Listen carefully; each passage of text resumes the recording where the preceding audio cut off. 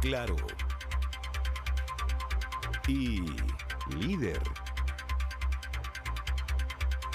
Presentan Chilevisión Noticias. Damos comienzo a esta edición central de Televisión Noticias y CNN Chile y tomamos contacto de inmediato con Daniel Matamala desde Ucrania. Daniel, buenas noches nuevamente. ¿Cómo estás, Maca? Muy buenas noches desde la estación ferroviaria de Chop, en Ucrania, cerca de la frontera con Eslovaquia y con Hungría. Hemos estado durante el día acá mostrando cómo este es el último paso de mucha gente que va intentando tomar un último tren para llegar ya al territorio de la Unión Europea, fuera de Ucrania. Ya pasó el último tren de la noche hace algunos minutos, se vació esta estación, salvo por algunas personas que se quedan acá sencillamente porque no tienen otro lugar donde ir a dormir, otro lugar donde ir a pasar la noche y por lo tanto se van a quedar esperando acá hasta poder abordar en lo posible algún tren en la mañana. El tema de los ferrocarriles es difícil, los horarios no se cumplen, el tránsito a lo largo de Ucrania es tremendamente complejo y se han establecido también algunas iniciativas humanitarias para permitir que especialmente personas ancianas, personas enfermas, familias con niños puedan llegar lo más rápido posible al otro lado de la frontera. La última cifra que se ha actualizado por parte de las Naciones Unidas habla de 2 millones de personas desplazadas ya en Ucrania, 2 millones de personas que ya han dejado sus hogares para intentar ponerse a resguardo ante el avance ruso. Y de esos 2 millones, 1 millón de personas ya ha cruzado la frontera, principalmente a Polonia, pero también a Eslovaquia, a Hungría y a Rumania. Según las estimaciones de las Naciones Unidas, podrían llegar a ser 10 millones de personas las que se desplazan, formando una de las crisis humanitarias y una de las crisis de desplazados y refugiados más grande en lo que va del siglo. Esa es la dimensión de lo que está ocurriendo, Maca, en esta crisis humanitaria, que tiene uno de sus epicentros, por cierto, en los pasos fronterizos de Ucrania.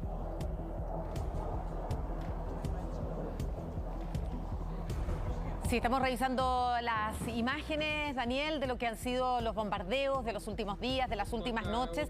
Y tú hablabas justamente de este éxodo masivo. Las estimaciones quedaron cortas. La Oficina para Refugiados de las Naciones Unidas hablaban en los primeros días de hasta...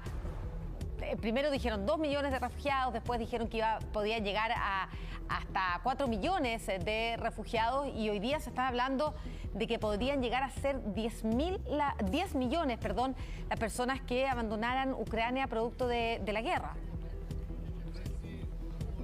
Claro, 10 millones de desplazados en total es la estimación. Hay que considerar que algunos de ellos se van desplazando hacia zonas que consideran más seguras del país y otros derechamente ya salen del país. Y cuando hablamos de lo que ya ha ocurrido, 1 millón de personas ya han dejado Ucrania, pero hay muchísimas más, miles y miles, que están intentando llegar a zonas más seguras del país, están intentando cruzar la frontera. No es un proceso fácil, lo hemos visto en distintos pasos fronterizos, personas que llegan en auto, en trenes, en buses, muchas veces haciendo los últimos kilómetros a pie sencillamente, porque en muchos lugares es un poco más fácil pasar a pie y no pasar finalmente en automóviles. Vamos a presentar algunas declaraciones ahora. Sí, Daniel, tú conversaste con unos brasileños que la verdad que sí. Llama harto la atención ver sudamericanos en esa zona. Son muy pocos, los chilenos son muy pocos que viven en Ucrania. ¿Qué hacían estos brasileros? ¿Vivían ahí? Exactamente, una pareja de brasileños que vivía acá, vivía de hecho muy cerca de la ciudad de Kharkov, una de las ciudades más golpeadas, más castigadas por la acción rusa durante los últimos días. Y eso entonces los obligó a ellos a intentar buscar refugio, hicieron un largo recorrido por todo el país y finalmente habían llegado hasta esta estación ferroviaria donde estaban buscando dar el último paso. Iban además con su mascota, con su perro, habían tenido muchas dificultades porque era un perro Rottweiler muy grande que no lo aceptaban en la mayoría de los trenes, habían además roto su caja y decían, nosotros nos vamos con él, es parte de la familia, o nos vamos todos o nos quedamos todos. Esto es lo que conversamos con esa pareja de brasileños que estaba buscando dar el último paso para llegar ya a la seguridad de pasar a Hungría. ¿De dónde vienen ustedes? De Dnipropetrovsk, una ciudad muy cerca de Kharkov y muy cerca de Rusia. ¿Qué estaba pasando allí? Bombas, sirenes, mucho caos, mucho difícil la situación. ¿Tenían mucho miedo, mucho temor? Mucho miedo, mucho temor. Mas o povo ucraniano resiste y esta resistencia hace con que nosotros también resistamos. Tenían un problema para poder llevarse a su perro, ¿no? Sí, porque es muy grande, las personas se tienen miedo, es muy bueno, pero las personas se tienen miedo, los maquinistas no se quieren, siempre tenemos un problema. ¿Qué pasa si no lo pueden llevar? No pasa, no llevamos. No se van a ir si no es con él. No se va a ir solo con él. Es familia, es todo lo que... ¿Cómo se llama? Uji. Claro, uno de los dramas de los cuales no habíamos hablado es qué se hace con las mascotas. Acá se han dividido las familias, han tenido que salir las mujeres y los niños principalmente y también los adultos mayores. Los hombres entre 18 y 60 años han tenido la obligación de quedarse por un decreto del gobierno de Ucrania. Pero ¿cuánta gente vive con sus mascotas, que son parte de la familia? Algunos de ellos han decidido escapar, cambiar de país con ellas, con las mascotas, pero hace aún más difícil este proceso, esta salida, estos traslados que a veces son kilómetros de automóviles o atochamientos enormes en los trenes. Justamente para facilitar la salida de los civiles que quieran dejar el territorio ucraniano, es que hoy llegó a un acuerdo la delegación de Ucrania con la de Rusia. Pactaron un corredor humanitario y un alto al fuego en el sector donde este se desarrolle, justamente para facilitar esta evacuación.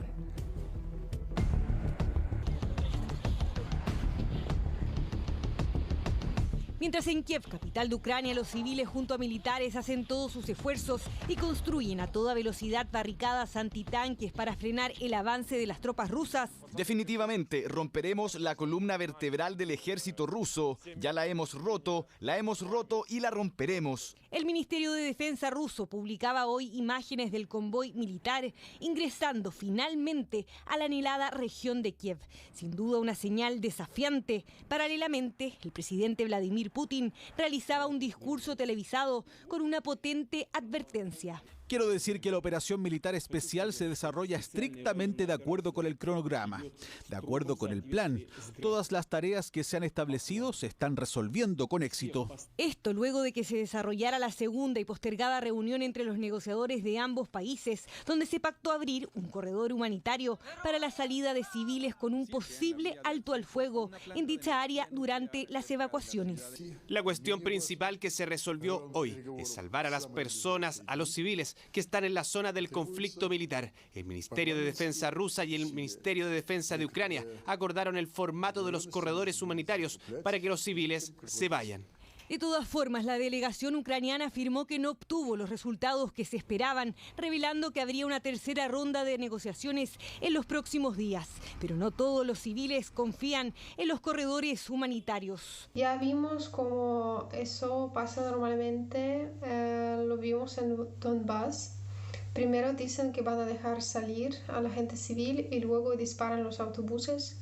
Así que yo no iría. Civiles que no quieren abandonar la ciudad porque aseguran que de esta forma los rusos se tomarían más rápido la capital. El abandono de los civiles de las ciudades le permite realizar las operaciones en la periferia con un mayor grado de libertad, sin interferencias mayores, porque administrar ciudades o desarrollar operaciones militares dentro del contexto de una ciudad con millones de habitantes es muy complejo. Pese a los videos difundidos por los rusos mostrando que cada vez están más cerca a la capital, afirman que podrían demorarse mucho más en llegar. Eso porque a 8 días de haber comenzado la guerra, las tropas del Kremlin han demostrado tener un avance más lento de lo esperado. Ese trabajo pudiese darse aproximadamente en 5 días, pero luego la conquista y el control de la ciudad va a ser un trabajo arduo porque están aumentando los niveles de resistencia por parte de las propias fuerzas militares, bien como los civiles que están tomando las armas para defender su país. Una vez que Rusia atacó traidoramente a Ucrania, cuando comenzaron a cruzar nuestras fronteras, cuando las ciudades cercanas se incendiaron, la sangre en todos nosotros, los ucranianos, comenzó a hervir. Y así, los ucranianos no se detienen para impedir la entrada de los rusos a Kiev. Los tiempos de la llegada dependerán del abastecimiento logístico y, por supuesto, de cómo sigan avanzando las negociaciones a nivel político. De todas formas, a partir del miércoles, Rusia demostró estar agudizando cada vez más su ofensiva. Uno de los últimos blancos de ataque ha sido la ciudad de Chernigov, un poco más al norte de la capital, donde murieron 33 personas en áreas residenciales y colegios. Una muestra más de que Rusia no duda en apuntar a zonas urbanas, después de haber bombardeado como nunca antes la ciudad de Kharkov y tomar posesión de Gerson, al sur, cerca del Mar Negro.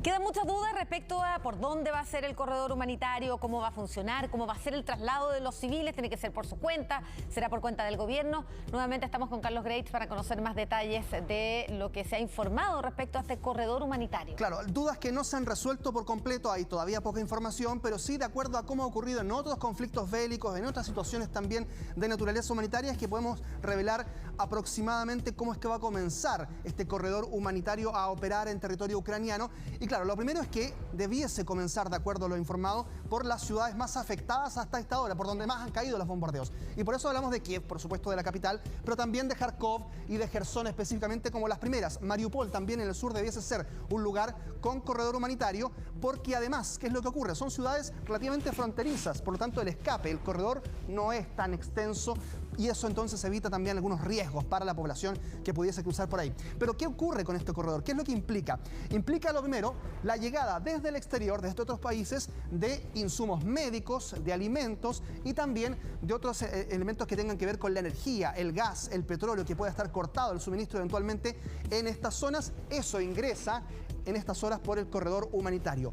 ¿Qué es lo que sale desde Ucrania a través de este corredor? Elementalmente civiles, personas de a pie que puedan entonces verse afectados. Principalmente, ya se sabe, ¿no? Personas de mayor edad, eventualmente mujeres embarazadas, también niños que puedan salir. Además, es una salida temporal, porque aquí hay una confusión respecto de eso, ojo con esto. No es todo el tiempo, no es un alto al fuego absoluto, es temporal y en determinados puntos. Pero además, ¿qué es lo que implica este acuerdo del corredor humanitario? Que eventualmente, mientras haya corredores humanitarios en Kiev, en Gerson o en Kharkov, en otros puntos de Ucrania también pueden haber bombardeos, incluso en simultáneo. Es el mayor riesgo que puede haber para la población y por eso es que también hay algo de escepticismo, especialmente en la población ucraniana, respecto de si utilizar o no estos corredores humanitarios. Otra de las imágenes que ha causado gran impacto en el día de hoy, Carlos, son imágenes de soldados rusos que han sido capturados en territorio ucraniano, pero a los cuales la población incluso les ha dado alimento, les ha prestado sus teléfonos celulares, han llamado a sus madres. Imágenes que pueden tener distintas lecturas, distintas interpretaciones, pero muchos de ellos aseguran que son imágenes reales y que el ejército ruso son muy jóvenes, tienen poca experiencia, incluso algunos alegan ni siquiera sabían lo que iban. Exactamente. Ahora, Vladimir Putin ha desmentido esto en esta última locución de la jornada y esto es lo que vamos a revisar en la siguiente nota.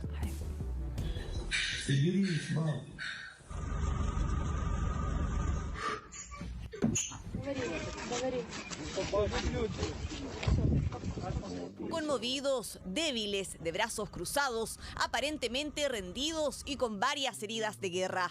Así hemos visto los rostros de soldados rusos que, capturados por las fuerzas ucranianas, no han dudado en cuestionar la estrategia militar del Kremlin, una que, aseguran, nunca tuvieron del todo clara.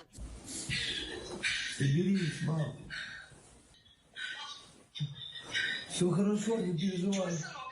Все нормально. Я нахожусь в плену на Беларуси, в Украине, на территории Украины. Mamá, papá, no quería venir aquí, me obligaron. Una de las confesiones que se viralizó y que deja en evidencia la confusión de los jóvenes combatientes rusos. Este video fue difundido en una página web recién creada por el Ministerio del Interior de Ucrania. Просто сделайте, сами сгруппируйтесь, сделайте то, что я попросил. Видео тебе попозже скинут, куда надо отправить, какие соцсети, все надо отправить везде. Testimonios de al menos 2 soldados rusos prisioneros, quienes denuncian que fueron obligados a ser parte de la invasión por orden de Vladimir Putin. Mientras esta realidad se difunde por internet, el presidente de Rusia asegura que sus tropas luchan a conciencia. Ellos garantizan la seguridad de nuestra patria. Los soldados y oficiales rusos actúan con valentía, como verdaderos héroes. Nuestras tropas luchan con persistencia y con total comprensión de que su causa es la correcta.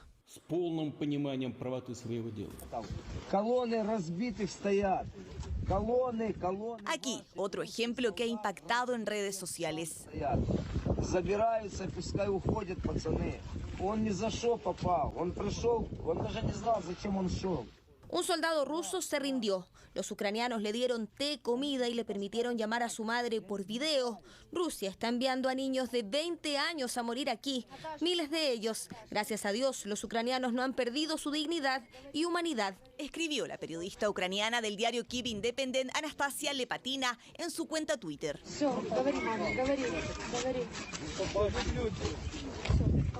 Es que en medio de la destrucción aparecen historias que estremecen y sensibilizan incluso en el contexto de un enfrentamiento armado. La ONG Comité de Madres de Soldados da prueba de ello. Intentan establecer conexión con militares rusos para tranquilizar a sus familias.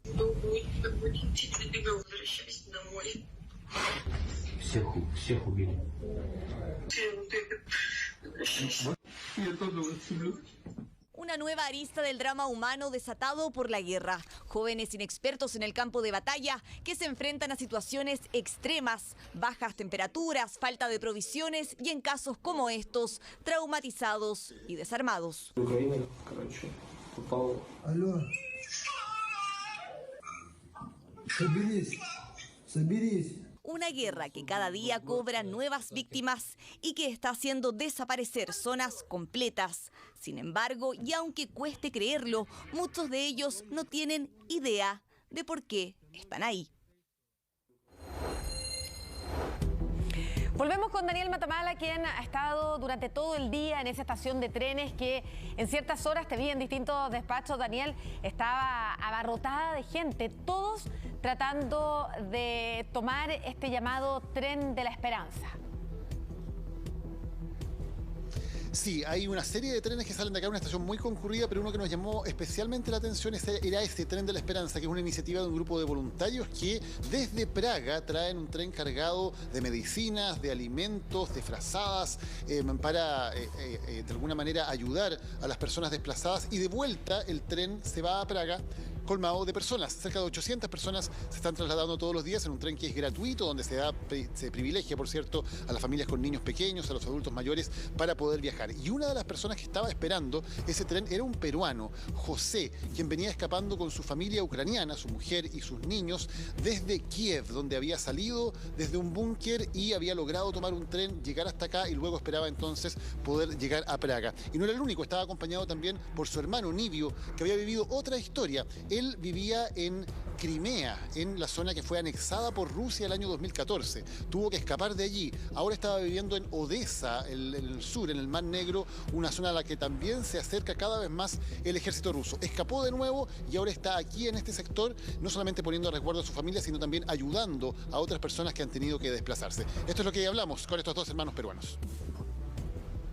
El día que comenzó el bombardeo, tuvimos que irnos a una zona segura. Cuando comenzaron a bombardear más Kiev, más edificios se destruían. Cerca de casa ya se sentía más fuerte, hasta el momento que una torre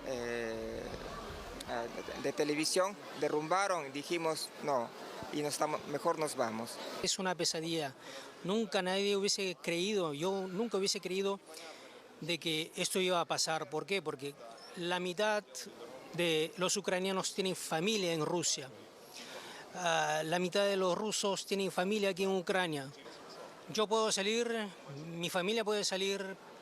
Ellos, estamos esperando el momento para que ellos salgan. Yo posiblemente no salga. Yo pienso que tengo un compromiso aquí, con este país, con esta gente.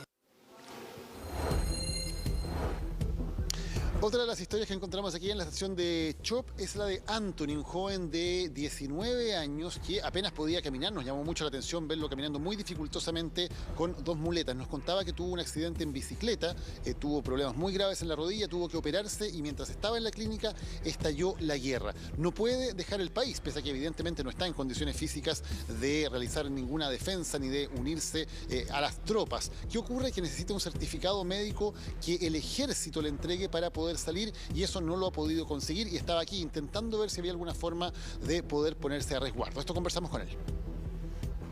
¿Qué pasó con tu rodilla? It's like not because of this situation, like many.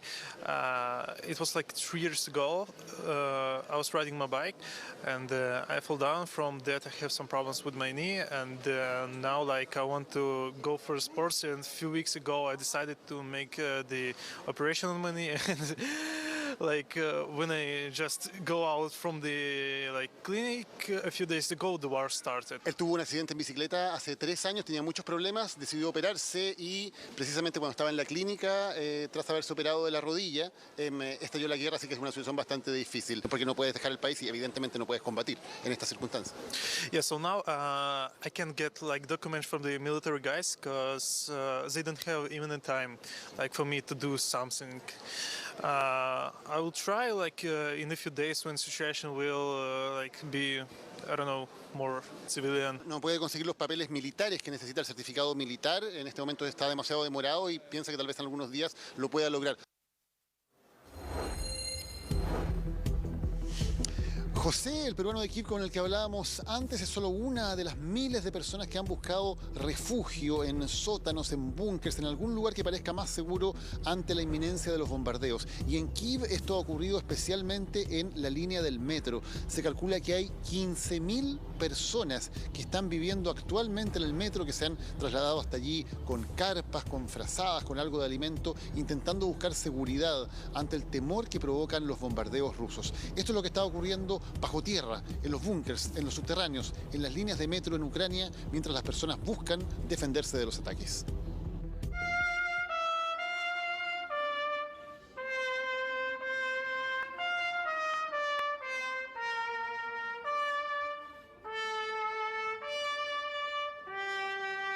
Es el himno de Ucrania el que este músico interpreta en uno de los puntos claves de Kiev.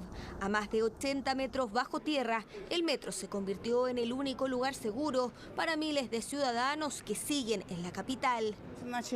Comenzaron el bombardeo, hubo una alerta, así que nos vinimos aquí. Hemos estado sentados aquí durante 6 días, orando y diciendo váyanse. Lyudmila, de 88 años, lleva varios días en este lugar que para muchos es un refugio. Familias completas, incluso con mascotas, se acomodan en los distintos espacios, ya sea en los vagones o en la estación, aguantan los bombardeos de la superficie. La gente tiene mucho miedo, se preocupa, pero los trabajadores del metro ayudan mucho, dan comida y agua, así que básicamente refugiarse aquí es más o menos cómodo, pero todos tienen miedo, especialmente los niños pequeños. Así esta profesora intenta entretener a los niños. Son decenas los que prácticamente están viviendo allí. En las noches comparten colchones para poder dormir y durante el día juegan entre ellos o dibujan para pasar más rápido las horas. La Segunda Guerra Mundial nos legó bastantes imágenes. Nosotros podemos ver esas imágenes y es muy interesante ir haciendo la comparación. La gente hacinada en estos lugares, esta situación evidentemente causa un trauma, eso ya está comprobado en las personas que sobrevivieron a la Segunda Guerra Mundial y es evidente que la población actual, sobre todo los niños, van a quedar con esta situación también compleja. Estoy en el metro ahora y es terrible cuántos niños hay. Espero que toda esta violencia y crueldad termine pronto. Postales que nos recuerdan el drama de la guerra mundial. En este caso, si bien el alimento y el agua no faltan para los civiles, el temor de quienes permanecen bajo tierra aumenta cada día. Decenas de millones de personas permanecen en el país en peligro potencial de muerte.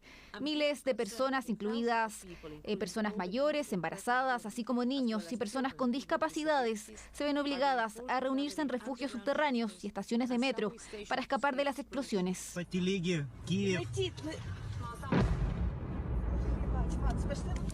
Este ataque ocurrió a solo metros de una estación de metro, donde habían cientos de personas que ahora más que nunca ven en riesgo su vida ante el avance de las tropas rusas a Kiev. No necesitamos la tierra de nadie más, simplemente dejen nuestra tierra en paz. Amamos nuestra tierra, no hemos lastimado a nadie, todo lo contrario. De acuerdo al alcalde de Kiev, cerca de 15.000 personas se están refugiando en el metro de la capital, donde siguen el minuto a minuto de los ataques, además de otros miles que se resguardan en búnker u otros espacios donde intentan sobrevivir. En esa nota, Daniel, escuchábamos a Michelle Bachelet, alta comisionado para los derechos humanos de las Naciones Unidas, haciendo una advertencia respecto a las armas que estaría utilizando Rusia y que han generado preocupación. Bueno, en la siguiente nota vamos a hablar de los submarinos nucleares, que justamente son una de las armas más letales que tiene ese país, según los expertos, y el alcance de sus misiles puede amenazar no solamente a Ucrania, sino que a toda Europa.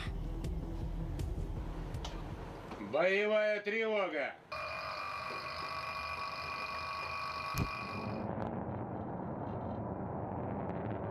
Hace 3 años que la Fuerza Naval Rusa realizó este ejercicio, un submarino nuclear en acción. Así operan los misiles de esta nave que es parte del arsenal de Moscú. 6 de ellos ya se trasladaron hacia el mar de Barents para realizar ejercicios militares en medio de la invasión a Ucrania. Боевой курс 80. Глубина 45. Estos submarinos son el arma más letal que tiene Rusia, en primer lugar por su alcance. Tiene un alcance de 8.000 kilómetros y si consideramos que desde el mar de Barents hacia la parte más al sur de Ucrania, que son 2.700 kilómetros, tiene alcance. Y también tiene alcance a todo el continente europeo. Un arma letal cuya principal característica es que es un submarino propulsado por un reactor nuclear, lo que permite que la nave opere a gran velocidad, mejorando su capacidad para permanecer sumergido. Según el gobierno ruso, estas naves están entrenando maniobras, alertas ante el llamado de Moscú. Ordeno al ministro de Defensa y al jefe del Estado Mayor que pongan a las fuerzas de disuasión del ejército ruso en alerta máxima de combate. Hay que considerar que estos medios se mueven de manera sigilosa, porque son sumamente difíciles de detectar, porque al adentrarse en aguas profundas no emiten las señales para que determinados medios de búsqueda los puedan identificar. La Armada rusa cuenta con al menos 6 submarinos nucleares activos. Estas embarcaciones están en distintas bases navales estratégicas en el norte, Pacífico, Mar Negro, Báltico y Mar Caspio. Todas ya se trasladaron a Barents para los simulacros ordenados por Putin, el mismo mar donde en el año 2000 murieron 118 tripulantes rusos del submarino nuclear Kursk. La tragedia se transformó en película. Say your prayers. I'm not a religious man.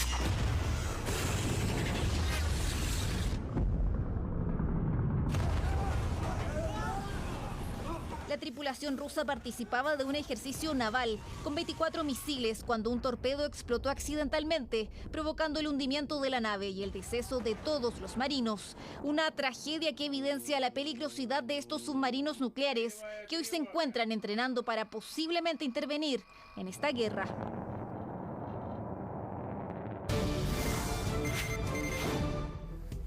Tenemos una noticia de último minuto, Carlos, tremendamente preocupante. Habría bombardeos en la principal planta nuclear ucraniana. Sí, y es la mayor de Europa, además, la planta de Zaporizhia, que ya había estado bajo control en las inmediaciones de esta central en los últimos días. Incluso vecinos, habitantes de la zona de Zaporizhia habían intentado bloquear el paso de las fuerzas rusas. Bueno, y esta imagen se ha estado revelando en los últimos segundos respecto de un ataque que finalmente termina siendo un incendio en esta central nuclear. Es decir, usted ve allí aparentemente un misil o un elemento balístico que ingresa, que es ese destello que ustedes ven que ingresó hace un instante y que luego cae sobre esta zona de la central nuclear. Posterior a eso se produce un incendio que es el que se está registrando en este instante en la planta nuclear más grande de toda Europa, la planta de Zaporizhia, en el sudeste de Ucrania, a 60 kilómetros de la ciudad industrial del mismo nombre.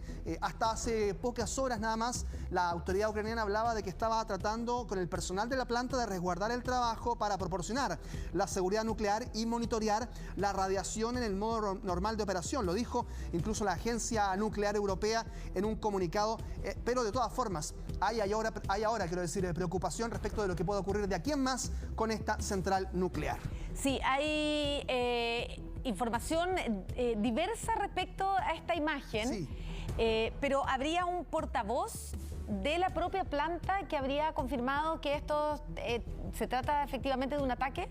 Sí, hay más que un portavoz específico, todavía no hay autoridades ucranianas, pero sí hemos estado revisando lo que ocurre en torno al fuego que ha surgido desde esta zona. La imagen que ustedes ven allí es de un destello que cae desde el cielo y luego de eso comienza el incendio. Aún así, todavía es información en desarrollo respecto de lo que está ocurriendo en este instante. Hay una imagen en vivo que veíamos recién donde se ven algunos pequeños destellos, pero de todas formas es algo que estamos recabando respecto de este incendio tras un eventual ataque allí en la central nuclear de Zaporizhia. Daniel Matamala seguramente también está en torno a lo que está ocurriendo. Las principales agencias de noticias europeas, Daniel, dan cuenta de este incendio, al menos sin hacer alusión directa a si se trata de un efecto de un ataque, de un bombardeo. Solamente hablan de este incendio que afecta a la central nuclear más grande de Europa, que está justamente en Ucrania. Sí, anoche a esta misma hora hablábamos precisamente de esto. Decíamos que había preocupación por que se denunciaban ataques rusos en las inmediaciones de esta planta nuclear, lo que ya generaba gran preocupación. Ahora se habla de este incendio. Hay también una declaración que está en Associated Press en que se atribuye al portavoz de la planta decir que habría habido un ataque de las fuerzas rusas. Eso hay que evidentemente todavía confirmarlo. Todavía es una información que está lejos de estar confirmada, pero es una de las principales preocupaciones que había desde el inicio de este conflicto. Ucrania, como parte de la Unión Soviética, tenía un importante despliegue nuclear, de armas nucleares. Esas armas nucleares Ucrania las cedió, renunció a ellas a cambio de una garantía rusa de respetar su integridad y su soberanía, una garantía que, por cierto, como vemos, se ha violado durante este conflicto. Renunció a las armas nucleares, pero no a las plantas nucleares. Ucrania tiene 4 plantas nucleares de bastante capacidad con 15 reactores que se encuentran plenamente operativos. Todo esto, además, por cierto, del área de exclusión que hay en torno a la ex planta de Chernobyl. Entonces, lo que ocurra con estas 4 plantas nucleares es motivo de enorme preocupación porque, evidentemente, cualquier ataque, cualquier accidente podría desatar una situación muy, muy compleja.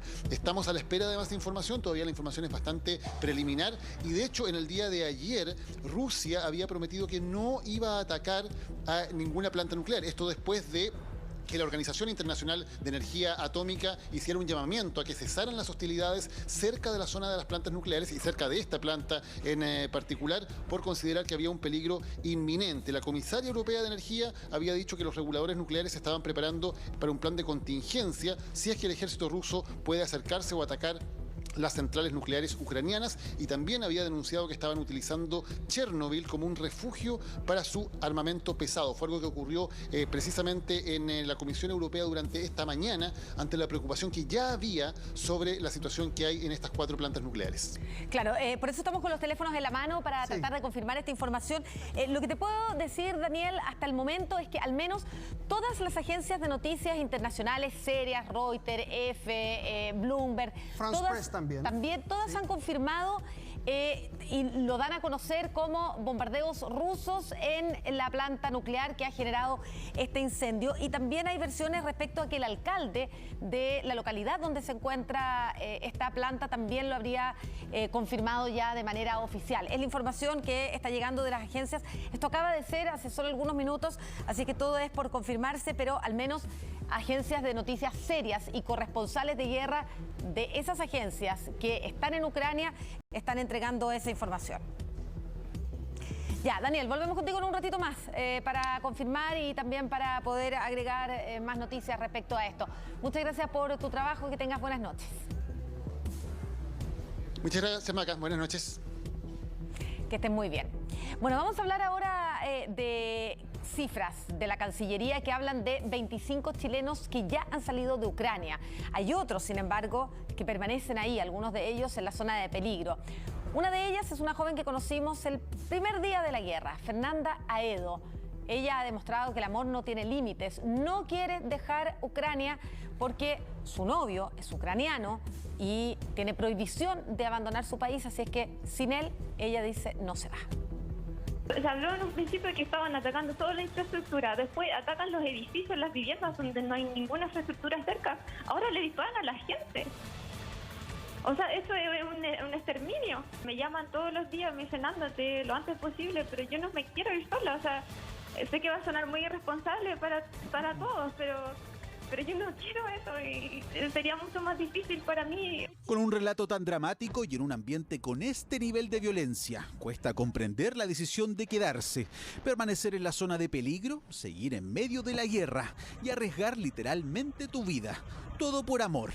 Eso es lo que más llama la atención en la historia de Fernanda Aedo, chilena que conocimos hace algunas semanas, cuando, claro, el conflicto bélico aún no se desataba en Ucrania. Ahora, y con el avance de las tropas rusas, es una de las pocas compatriotas que resiste y lo hace para no abandonar a su novio. Bueno, mi novio es de Ucrania y mi familia obviamente están preocupados. De hecho, grabé un video hace un tiempo para decirles, bueno, miren, estoy bien. Tengo mi mochila con cosas, tenemos comida acá, chocolate, galletas, atún, cosas no perecibles. La pareja se preparaba para lo que hasta ahí era solo una amenaza. Ese primer bombardeo ruso destruyó la tranquilidad de Fernanda y su novio la madrugada del 24 de febrero. Desde entonces, su incertidumbre y poca convicción de arrancar de la guerra radica en una sola cosa. Nosotros tenemos el miedo de que a él no lo dejen salir de Ucrania. Yo puedo pasar, pero él tiene que ir a la guerra, entonces no tiene sentido en ese caso. No sabemos qué hacer por ese lado. Lamentablemente no hay cómo la podamos ayudar ahora, porque no depende de nosotros, porque esa decisión la tiene que tomar ella. Yo le dije, Fernanda, yo a ti te apoyo en las decisiones que tú tomes, nosotros vamos a estar siempre contigo y confiamos en tu sabiduría, confiamos en que Kyle te pueda cuidar y que puedan tomar la mejor decisión para ustedes dos. Decisión que en este caso está bajo la consigna de que en el amor y la guerra todo se vale. Una frase que hemos escuchado más de alguna vez, pero pocas hecha realidad. Ambos se conocieron en Nueva York mientras Fernanda trabajaba como arquitecto de la Gran Manzana. En ese entonces los conectaba el idioma, los gustos y por supuesto las ganas de estar juntos. Se mudaron hace 2 meses a Leópolis y nunca imaginaron que con el tiempo ambos estarían atrapados en medio de un conflicto bélico. Mi nombre es Kyle y en realidad realmente soy de aquí, soy ucraniano. Vivo acá por un tiempo, luego me mudo de acá por otro tiempo y después vuelvo a vivir acá por un tiempo. Además, soy músico y compositor. De hecho, les cuento que tengo mi propio canal de YouTube. Él perdió a su mamá hace pocos meses. Su papá está en otro lado, su familia está en otro lado, entonces él literalmente está solo. Si mi hermana dice ya, ok, me voy sola, él quedaría también un poco a la deriva. En mi propia casa tengo miedo de que algún espía o algo así ruso venga para acá y haga cualquier cosa con nosotros. O sea, no estamos seguros en ningún lado. Este es un terror que se vive 24 horas del día. El sentimiento de él es que él se siente muy culpable. Él le dijo a mi mamá, perdón por ser ucraniano, perdón por tener a tu hija acá. No, sí fue terrible, ¿sabes? Eso de verdad me partió el corazón. Yo también me habría quedado, ¿cachai? Y harta gente me ha dicho a mí así como, oye, tu hermana es como el ejemplo de la mujer chilena, de que uno se queda con el hombre hasta las últimas, y literal hasta las últimas en una guerra. ¿Qué más demostración puede ser eso? Situación que para entenderla hay que vivirla. Y eso es lo que hace Fernanda, que por ahora continúa con la idea de estar junto a su novio y resistir hasta que ambos sientan que no pueden más. Una prueba de amor en medio de la guerra que sin duda nos hace reflexionar. ¿Y usted qué haría? Un nuevo y peligroso capítulo de la historia mundial. Así es como describió Michelle Bachelet, alta comisionado para los derechos humanos de la ONU, la situación que está ocurriendo en Ucrania y este ataque militar ruso que ha dejado cientos de víctimas y pueblos destruidos por completos.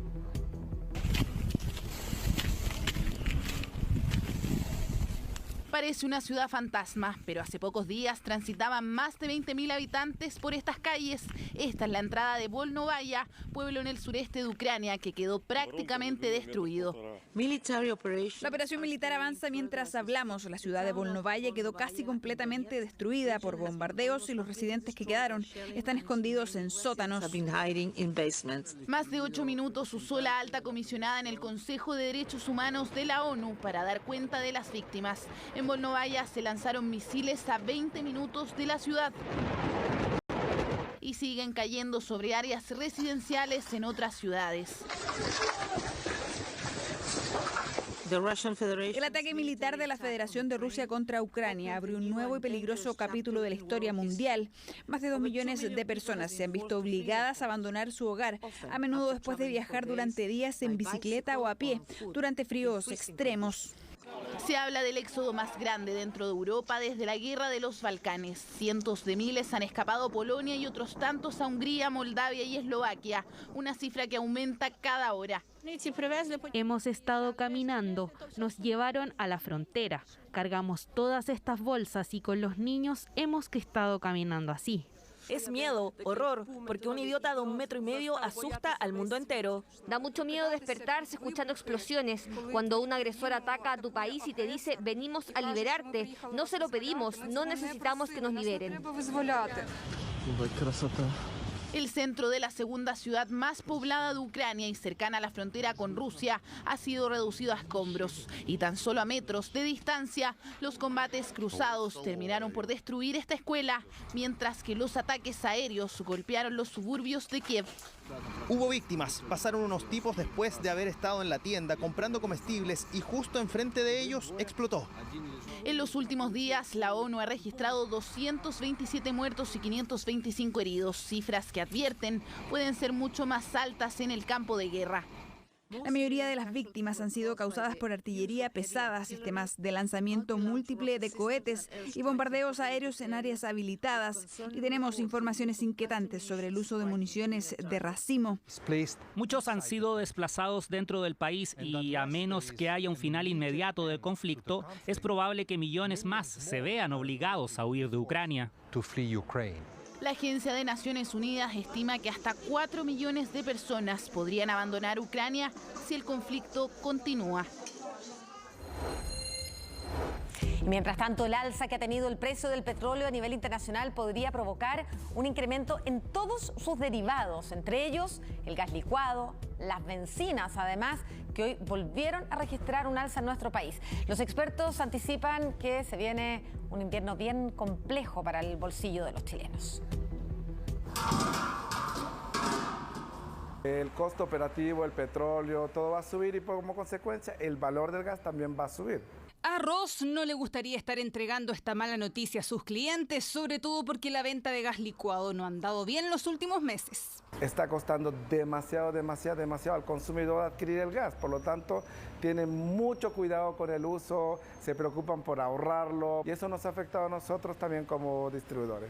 Este jueves tuvo que subir otros 46 pesos el kilo de gas licuado. Dice que no tiene más opción porque las grandes empresas, aludiendo a los costos operativos de importarlo, siguen elevando los precios. Lo peor es que podrían incrementarse aún más si continúa el conflicto entre Rusia y Ucrania. Yo creo que sí va a haber un impacto muy grande, ya que el mayor porcentaje del gas que nosotros como consumidores en Chile consumimos viene de otros países. Tal cual, la producción nacional solo logra abastecer el 25% del gas licuado que consumimos y como este producto es un derivado del petróleo y también del gas natural, commodities que han visto un alza relevante en el mercado internacional, su precio podría dispararse. Son productores de petróleo, entonces también estás dejando parte de la cadena cerrada y eso también te va a afectar al petróleo, hidrocarburo y todos los derivados que vienen de eso. Se prevé que en los próximos meses va a seguir subiendo hasta que los mercados no asimilen que existen, digamos,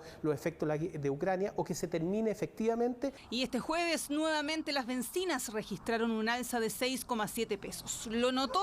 Sí, es muy complicado para nosotros lo que realmente día a día, ¿cierto? Obviamente tenemos que transitar, movernos en el vehículo y para todos los chilenos yo creo que es súper complicado. Imagínense antes con 10.000 pesos llenaba medio tanque, ahora con 10.000 no llena ni un cuarto.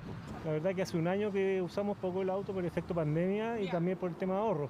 Pero si antes de que apareciera el conflicto los combustibles ya iban al alza, con el factor guerra, ¿cuánto tiempo más podrían subir? Si es que se mantuvieran las condiciones actuales, eso implicaría aproximadamente 200 pesos que tendría que subir el MEPCO y eso equivale a 6 pesos cada uno, son 30 semanas de alza. Lo que puede suceder entre medio es que el precio baje, por lo tanto no necesariamente tenemos todas esas semanas de alza. Y entre tanta mala noticia, una buena para Chile. El cobre cerró en $4,75 la libra, el precio más alto desde el 19 de octubre del año pasado, cuando el metal rojo alcanzó el segundo nivel más alto en la historia. Rusia es un productor de alrededor del 4% del cobre a nivel mundial y se le han cerrado los mercados, por lo tanto la potencialidad de escasez de suministros se aumenta y eso hace que el dólar, o sea que el cobre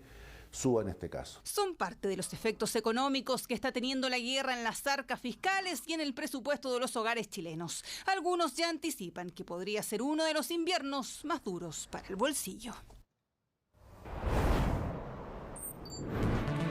Una mujer fue detenida por tirarle agua desde una botella en el rostro del presidente Sebastián Piñera. Todo esto en medio de una ceremonia en el Palacio de la Moneda donde se recordaba que se cumplían hoy 2 años desde el primer caso de COVID en Chile. Tras esta situación, la mujer quedó citada a la Fiscalía y el mandatario descartó tomar acciones legales en su contra.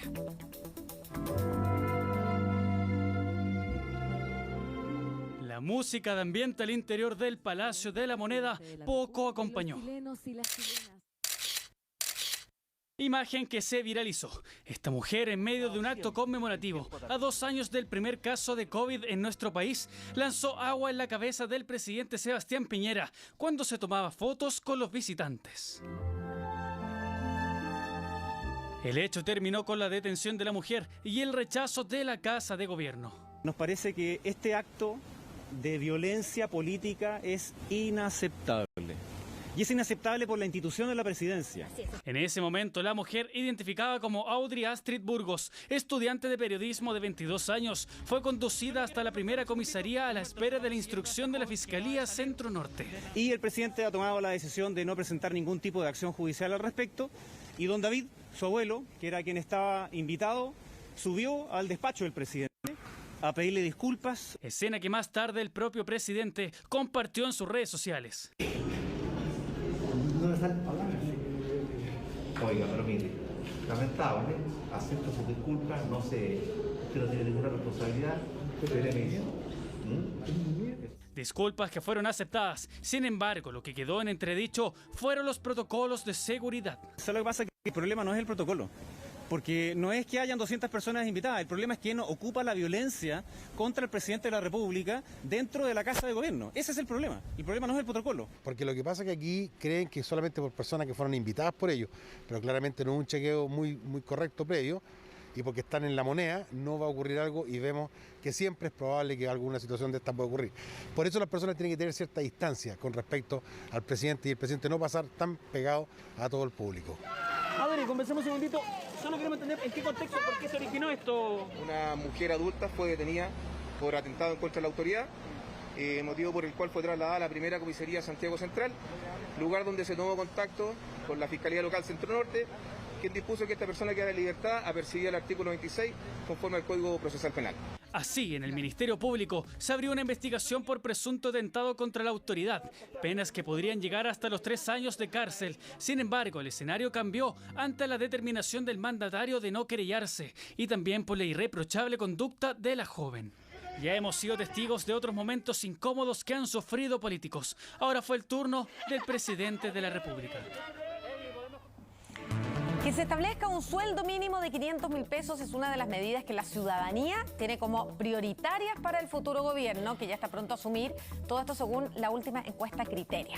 Un compromiso que tienen claro las nuevas autoridades. Vamos a tener trabajo digno, con un sueldo mínimo de 500.000 pesos y nuevamente 40 horas laborales. 500.000 pesos como sueldo mínimo, una de las promesas de campaña de Gabriel Boric y que aún resuenan en la ciudadanía. La última encuesta Criteria señaló que es una de las medidas que se espera se pueda concretar. De hecho, es la con más porcentaje. Entre diciembre y febrero subió 6 puntos. Siempre prometen mucho, pero cumplen muy poco.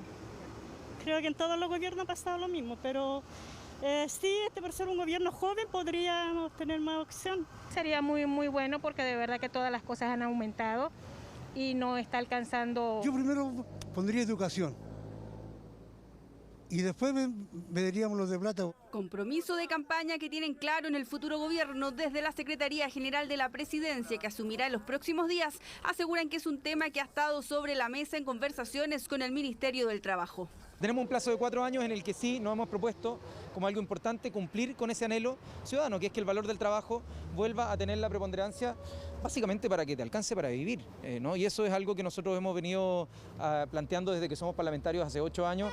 Porque claro, no es algo que se concreta al día siguiente de llegar a la moneda. En el programa de gobierno quedó establecido avanzar primero a un sueldo mínimo de 400.000 pesos al primer año y al final del mandato llegar a los 500.000. Creo que ahora el punto focal, o quizás lo más urgente, es recuperar cerca de 600.000 puestos de trabajo que todavía falta por recuperar. Creo que ahí tienen que estar los mayores esfuerzos, y solamente después de ahí buscar entonces mejorar las condiciones de sueldo mínimo. Más allá de la opinión del gobierno saliente, ¿hay piso en el Congreso para apoyar una iniciativa de este tipo? Aunque hay concordancia en que es necesario avanzar en aumentar el sueldo mínimo, gradualidad y responsabilidad son parte de los puntos que se repiten en el debate. Evidentemente, si nosotros aplicamos una medida inmediata, se va a producir un desempleo evidente, porque van a haber muchas empresas que no lo van a poder pagar inmediatamente, por lo tanto hay que hacerlo paulatinamente. Se tendrán que considerar todos los parámetros económicos para tomar las definiciones respecto de la gradualidad, respecto de cómo hacernos cargo también de la realidad de las pymes. Son promesas difíciles de cumplir literalmente en un escenario económico bastante menos favorable del que se pronosticaba durante el periodo de la campaña presidencial. Sueldo mínimo que actualmente está en 350.000 pesos, aumentarlo es una de las prioridades del próximo gobierno. Papás de un colegio en Ñuñoa denuncian que sus hijos iban prácticamente hacinados dentro del furgón escolar. Esto reabre, como todos los años, el debate respecto a cómo elegir el furgón escolar y cómo saber si está autorizado o no por el Ministerio de Transportes. Sí. Ya. Como para no creerlo, estaban hacinados en este vehículo. La tía del furgón fue por ellos al colegio, pero al parecer olvidó un importante detalle. Cada uno debe ir en su asiento con su cinturón de seguridad. ¿Están cómodos aquí ustedes? Sí. ¿Felices? No. ¿Tú qué harías, por ejemplo, si te enteras que tu hijo es transportado en estas condiciones? No, lo saco del furgón, no lo mandaría ahí. Haría otra cosa para poder mandarlo al colegio. En cambio, mi hija el año antes pasado iba en furgón de seguridad y yo la tuve que sacar por lo mismo porque la tía no tomaba las medidas de los cinturones. Y el peligro de que si supongamos una frena fuerte, un motor, los niños iban todos para adelante. Claramente las medidas de seguridad y anti-COVID no fueron aplicadas. Un hecho que se dio en Ñuñoa y según la persona que grabó eran más de 30 niños a bordo del vehículo escolar, cuando este tiene capacidad para 19. Podría ser muy lamentable, no solamente en el caso de un accidente, sino que también una frenada brusca. Cada vez que vayamos a dejar a nuestros niños al transporte escolar, preocupémonos de que no se exceda la capacidad. Y así vamos a asegurarnos de que nuestro niño vaya con su cinturón de seguridad correctamente puesto. En un espacio donde no debiesen haber tantos niños y tampoco teníamos claras las condiciones de ventilación del espacio. Por lo tanto, ante aglomeraciones, a pesar de que se ve que todos usan mascarilla, evidentemente hay un riesgo que es mayor que en un espacio abierto. Al final de este registro se escucha como la conductora le dice a quien graba que más opciones no tiene. Fuimos en busca de ella y esta fue su respuesta. Pero ¿qué le pasa, señora? Lo que pasa es que no tengo cómo hacerlo. No, ¿qué pasaste, pobre niña? ¿Qué hice? Para poder traspasar los niños a la sombra, los metí todos arriba del furgón para traspasarlos ahí. Habían señoras afuera ahí que vieron que los niños y que llegó otro furgón a sacar los otros niños. O sea, usted movió niños para moverlos a la sombra y después llega otro furgón a buscarlos. Llegó otro furgón a buscarlos. El año pasado, debido a la ausencia de clases presenciales, varios conductores de furgones cambiaron de rubro y vendieron su vehículo. Eso podría explicar la baja en la oferta de este servicio. Así lo relata el tío Carlos, quien lleva más de 20 años en el rubro. Algunos que quedamos trabajando con suerte. Aquí en este colegio habíamos 12 furgones y ahora quedan 6. Y yo creo que a lo mejor por eso se produce la aglomeración. Pero también nos da derecho a andar con todos los niños amontonados arriba. Pero mucho ojo, porque si usted desea corroborar la situación actual del furgón de su hija o hijo, debe entrar al Registro Nacional de Transporte Público y Escolar en la página del Ministerio de Transporte y ver si cuenta con los permisos correspondientes para así evitar una desgracia. ¿Están cómodos aquí ustedes? Sí. ¿Felices? No.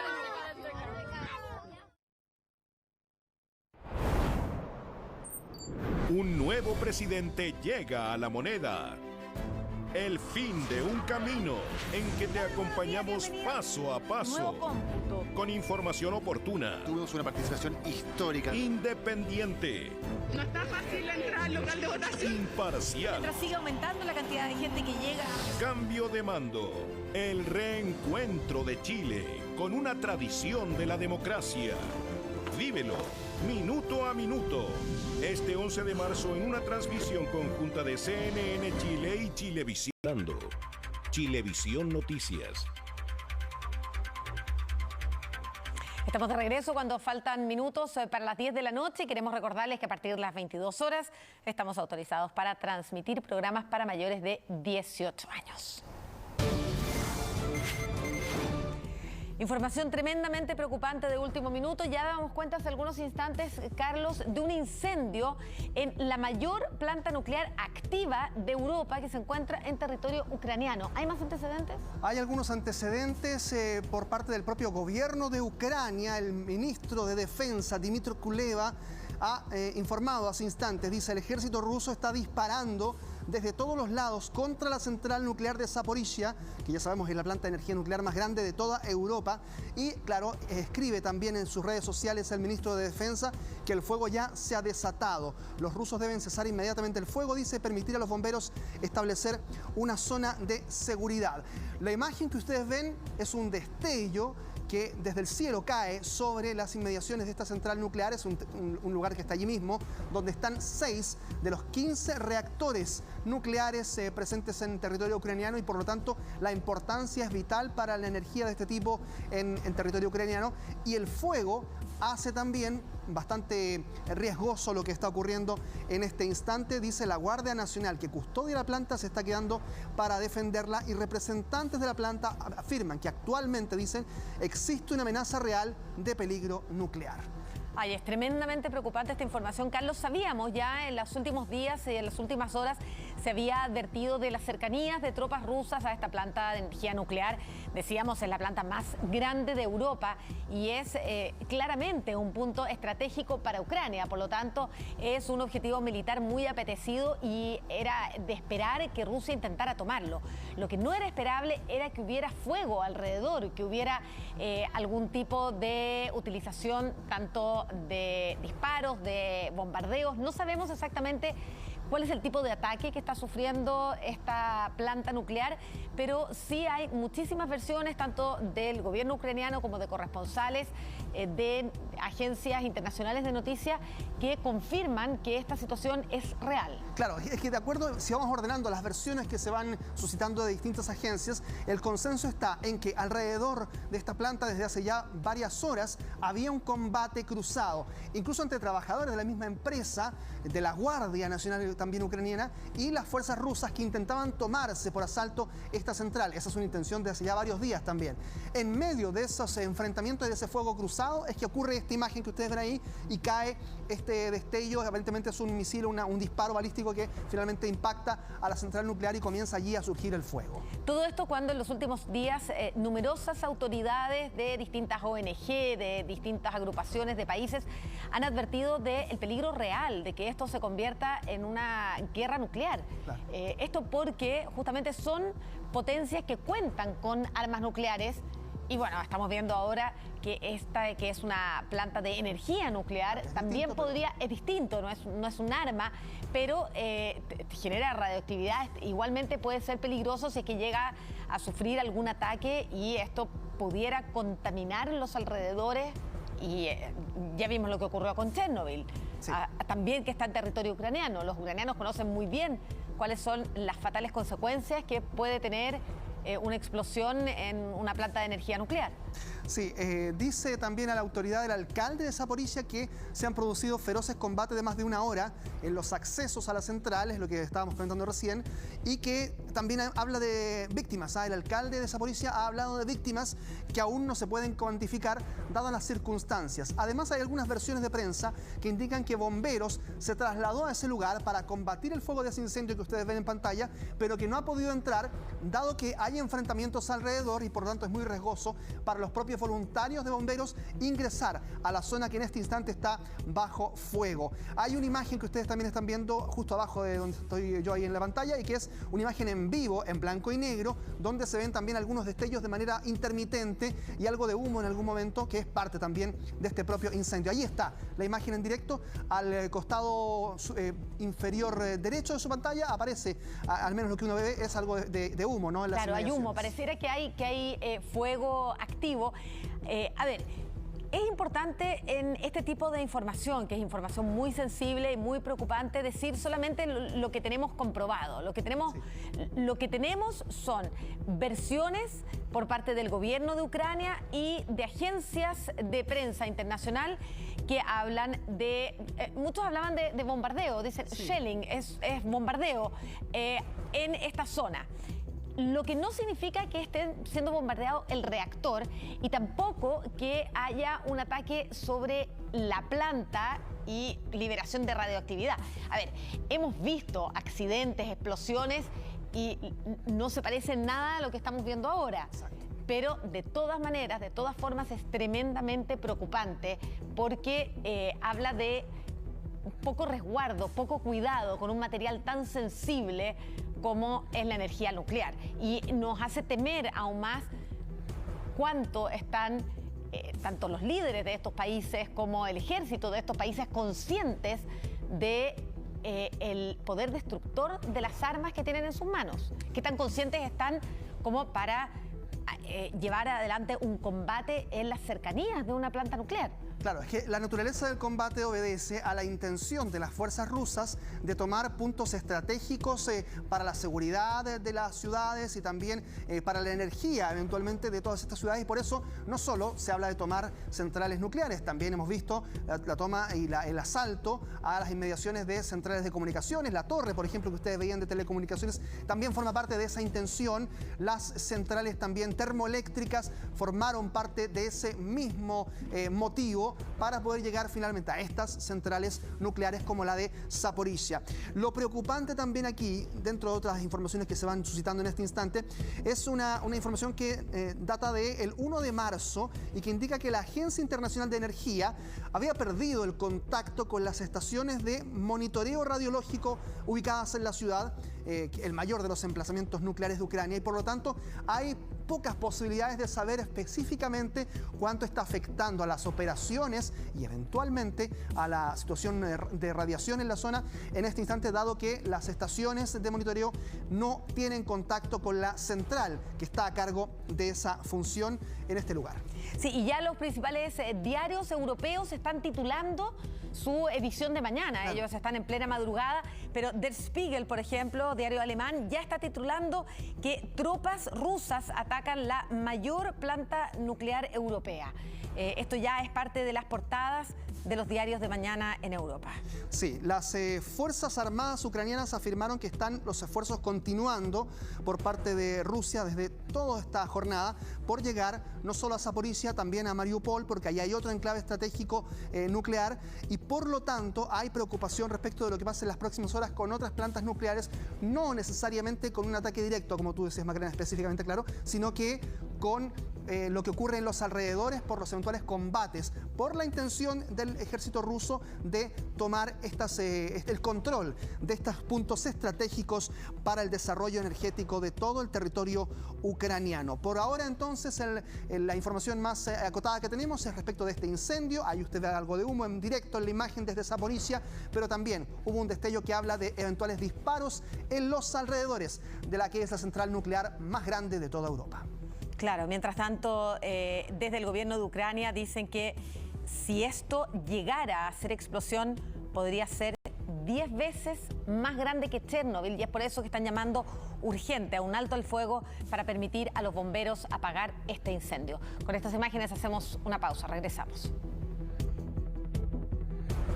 Nuevo MG ZS, más de lo que esperas. Y Giga Libérate, pórtate a los planes Claro. Seguimos con las noticias, con imágenes preocupantes del incendio que continúa en la planta nuclear de Zaporizhia, la planta nuclear más grande de Europa, que produce 1/5 de la energía total que ilumina a Ucrania y que ha sido el ministro de Relaciones Exteriores de ese país el que ha dicho que si llega a hacer explosión sería 10 veces más grave que el accidente de Chernobyl. Y por eso Zulema, el ministro de Relaciones Exteriores, llamaba de inmediato a las autoridades a intentar controlar esta situación. Los bomberos se habían estado acercando en los últimos minutos al lugar, pero había reportes que hablaban de que habían detenido la operación los bomberos porque había todavía fuego cruzado entre quienes están tratando de defender la planta desde el lado de Ucrania y las fuerzas rusas que intentan tomarse estas instalaciones. Ahora hay algunas agencias locales que están indicando que finalmente algunos carros de bomberos habrían podido llegar a ese lugar, pero todavía están en un pleno combate de las llamas. Claro, por lo menos en las imágenes en directo ya no se ve fuego, no se ve humo, tampoco se ve acción de bomberos en esa planta de energía nuclear. Es una planta que tiene 6 reactores, que fue construida en el año 1979. El último de los reactores se agregó en el año 95 y es considerada una de las 3 plantas nucleares más seguras del mundo. ¿Dónde está ubicada, Carlos? Bueno, finalmente vamos a revisar qué es lo que ocurre con Zaporizhia. Está ubicada más bien en el lado centro-sur de Ucrania, muy pegadito al mar de Azov. Ahí está, justamente en el centro.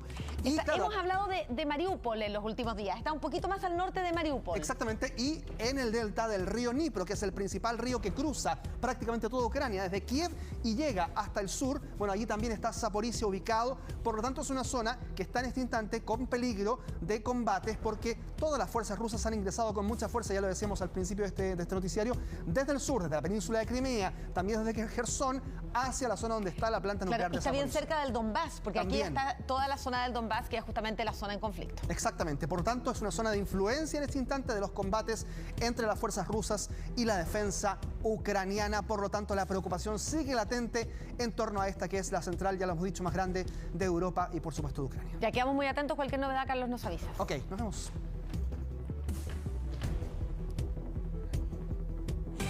Seguimos con otras noticias. El 3 de enero se dio a conocer la desaparición del empresario Pedro Carrión. Un mes y 20 días después su cuerpo fue encontrado y se concretó la detención de 2 personas. En el siguiente reportaje revelaremos detalles inéditos de una investigación que continúa abierta, los pasos de los presuntos homicidas y las imágenes exclusivas en el informe de Efraín Leiva. ¿Puede una deuda entre supuestos socios comerciales terminar en un secuestro y homicidio? Quiero decir que es inhumano lo que hicieron con ellos, que no es relatable porque es tan horrible, tan maquiavélico, que por eso pido el mayor rigor de la ley. ¿Puede la avaricia llevar a un hombre a planificar el secuestro, homicidio y descuartizamiento de quien trabajó con él? Que le hicieron una terrible traición a mi hermano, que les dio de comer, les dio alimentos, les dio plata, les dio trabajo, les dio de todo. ¿Pueden los presuntos implicados ir dejando sin darse cuenta pistas para la policía de un crimen que ellos pensaron era casi perfecto? En esta declaración hubieron varias incongruencias que relata lo que sucedió ese día con respecto a la situación de que tenía que cancelar un dinero, que se lo cancela y que después se retira al lugar y que la víctima había quedado en el local comercial y que se había despedido de él. Detalles inéditos de una investigación que sigue abierta y que podría tener más detenidos. Imágenes exclusivas del trabajo policial en el sitio del suceso. Pedro Carrión, los detalles de un horrendo crimen.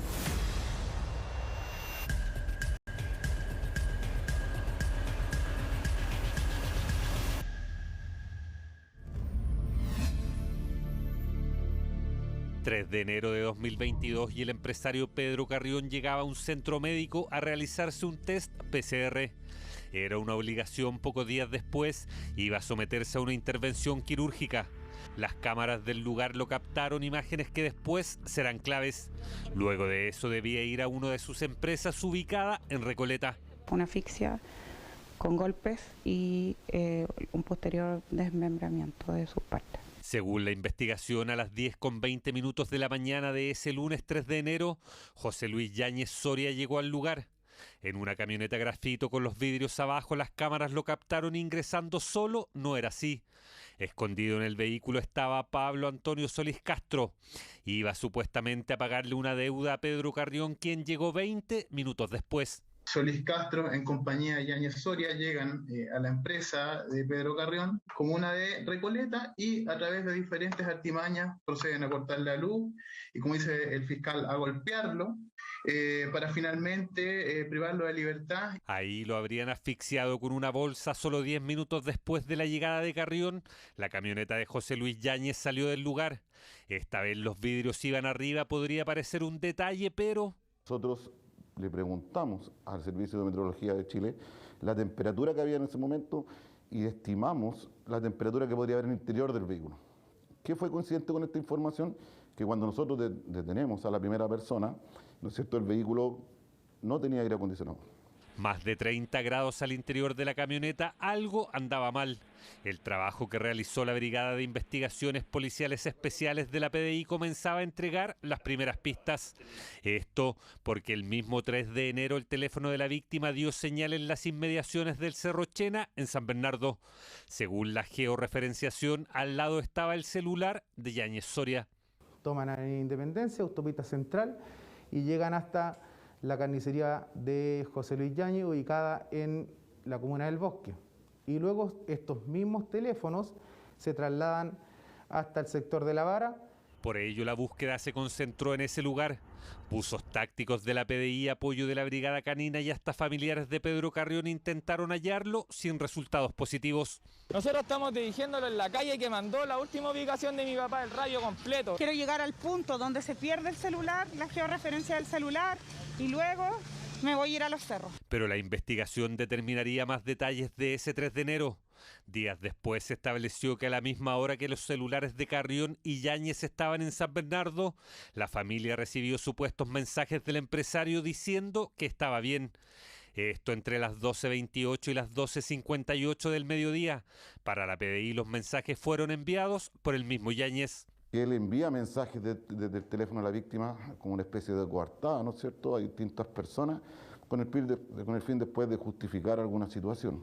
Aún quedaba el último movimiento de Yáñez, el que pensaba nunca se sabría, pero ya sabemos que no es así. A las 13:06 el celular de Pedro Carrión emitió una última señal antes de ser apagado. La dirección calle Océano Pacífico en el Bosque, una carnicería de propiedad de José Luis Yáñez. Lo dejaron en caja, lo tuvieron unos días ahí, escondido. Después ahí le quitaron, ahí no sé a dónde quedaron, ahí la plata, todo se perdió, todo lo que tenía mi hermano se perdió. Las joyas, todas las cosas se perdieron lo de mi hermano. Según la investigación, el 5 de enero, 2 días después del crimen, Pablo Antonio Solís Castro habría trasladado el cuerpo descuartizado en cajas de carne hasta Quintero. La misión que le habría encomendado su jefe era arrojarlo al mar. Según la PDI, el arrepentimiento lo habría hecho desistir de aquello. Él fue el encargado de llevar el cuerpo a la comuna de Quintero, específicamente a la casa de una hermana. Nosotros nos dirigimos el equipo investigativo el día 24 de febrero y logramos encontrar el cuerpo en el patio del inmueble. Pero hasta ahí para la PDI la figura de Pablo Solís era la de un desconocido. Cuando se rastreó la señal de celular de la víctima aparecía la ubicación también la del teléfono de Yáñez y un tercero que no se sabía de quién era. Este estaba a nombre de un hombre testigo clave en el caso. Por eso se rastreó y el 7 de enero a las 12 del día emitió señal en Quintero. Aunque este testigo clave a la 1 de la tarde estaba haciendo un trámite en San Bernardo, no coincidía. Quien señala que efectivamente él mantenía ese teléfono, pero vendió su teléfono en el mes de diciembre, los últimos días de diciembre, a una persona que trabajaba en la carnicería de Yáñez Soria. Con esto se comenzó a investigar a Pablo Solís, quien había comprado el teléfono. Las pistas, los detalles, la investigación ya habían permitido tener antecedentes claves para la detención de José Luis Yáñez, la que se concretó el 2 de febrero. Esto es un plan, lleva harto tiempo. De hecho, yo fui vigilada aquí en mi casa los días de Año Nuevo, previos a Año Nuevo, y yo creo que incluso podríamos haber muerto cualquiera de la familia que hubiera estado en compañía de él. A lo mejor ellos incluso podrían haber entrado acá a la casa, matarme a mí y a los niños, porque en realidad no lo hicieron porque habían visitas. Bien, vamos con información del momento con Carlos Caucota en la región de Valparaíso. Durante la jornada, la PDI informó de la detención de un segundo implicado en la desaparición del empresario Pedro Carrión. 21 días después ya existían pruebas para detener a Pablo Solís, quien además, en una suerte de arrepentimiento, había dado luces de confesión a otra persona. Señala que sabía que en cualquier momento iba a llegar la policía a detenerlo. Sentía la presión de lo que había realizado. Y efectivamente señala que él, junto a Yáñez Soria, habían secuestrado y dar muerte a la víctima Pedro Carrión. Un día después, y ya con la confesión formal por parte de Pablo Solís, la PDI llegó a la casa de la madre y hermana de este en Quintero. Hasta ahí, Solís había llevado el cuerpo de Carrión en cajas de carne, las mismas que usaba Yáñez en su carnicería. El jueves 24 de febrero, el cuerpo de Pedro Carrión fue encontrado. Nosotros como familia sí creemos que sí, que esto fue planeado, que aquí hay un cerebro y que ese es el que tiene que caer, que no es víctima en ningún caso. ¿Tenía cierta relación con Pedro? Sí, esa es una persona que tenía relación, que yo le he dicho en todos lados, es la persona que yo desconfío. Pero voy a dejar que la policía haga su trabajo porque lo van a descubrir igual y él va a ser detenido. La ropa de Pedro Carrión estaba en otra bolsa, también algunas de sus pertenencias como su billetera. La familia cree que su reloj, gargantilla y otras joyas que llevaba ese fatídico día podrían seguir ahí. Por ello fueron a hablar con la madre y hermana de Solís. ¿Sabe qué, señora? Nosotros, ¿sabe lo que venimos? Que nosotros les lleve la florcita donde mi hermano fue muerto. Nosotros necesitamos las pertenencias. Si usted ha encontrado el reloj de mi hermano, no, si usted ha encontrado la gargantilla de mi hermano, y si, ¿qué es lo que ha encontrado más de mi hermano? Nada. Usted está pasando por un dolor, imagínese. Sí, no, a mi hermano me lo cortaron completo. Me lo mire, Pablo Solís fue formalizado por secuestro y homicidio. José Luis Yáñez Soria, en tanto, por secuestro, aunque se espera su reformalización para imputar el delito de homicidio.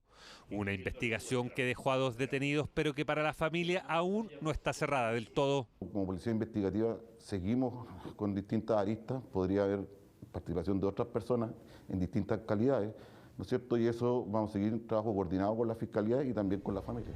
Secuestro y homicidio de un empresario, crimen por una deuda millonaria. Las pistas que dejaron los imputados, el trabajo prolijo de la PDI. Si existen más involucrados, la investigación lo dirá. Lo cierto es que no existe el crimen perfecto, las policías se encargan de ello y este es solo un ejemplo más. Y con esto estamos ya terminando las noticias. Muchas gracias por informarse con nosotros. Los dejamos invitados. Ya viene El discípulo del chef y en CNN Chile, Íntimo. Que tengan buenas noches y hasta mañana.